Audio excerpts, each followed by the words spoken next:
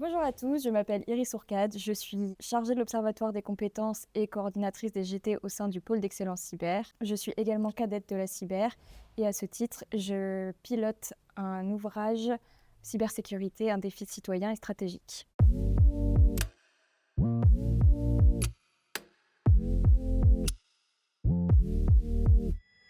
Au travers de mon alternance au PEC, j'ai eu l'opportunité de piloter un GT sur l'IA de confiance dans la défense. C'est grâce à ça que j'ai eu les compétences plutôt organisationnelles pour pouvoir piloter l'ouvrage. L'idée, c'était d'abord de réfléchir à une thématique à dégager.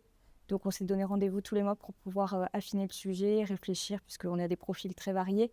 Et donc l'idée, c'était qu'on se retrouve toutes pour un sujet commun.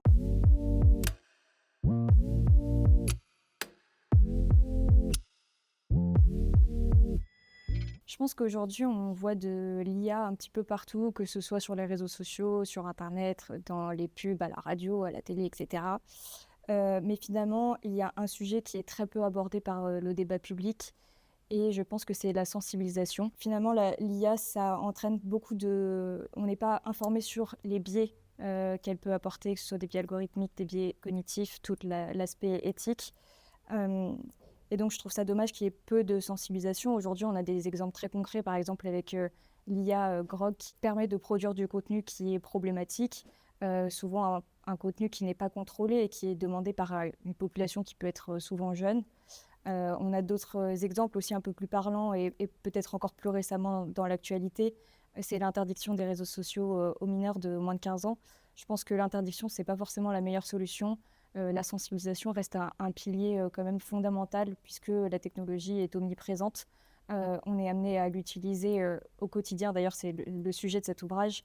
Et donc, pour nous, c'est plus important, je pense, de sensibiliser que d'interdire.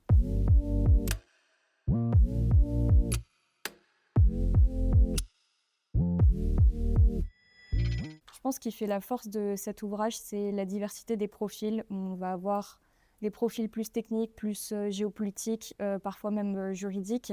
Et donc, c'est cette diversité qui va permettre le partage des expertises, le partage des compétences et qui va proposer finalement un ouvrage qui est très complet et qui s'adresse à un public assez large.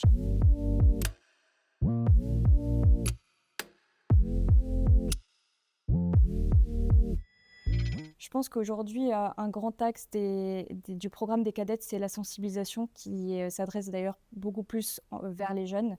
Aujourd'hui, c'est proposer quelque chose de nouveau, c'est aussi faire valoir leur expertise, montrer qu'elles sont capables aussi de parler à des futurs recruteurs ou même des futurs collègues, puisque l'idée, c'est de bâtir aussi leur projet professionnel.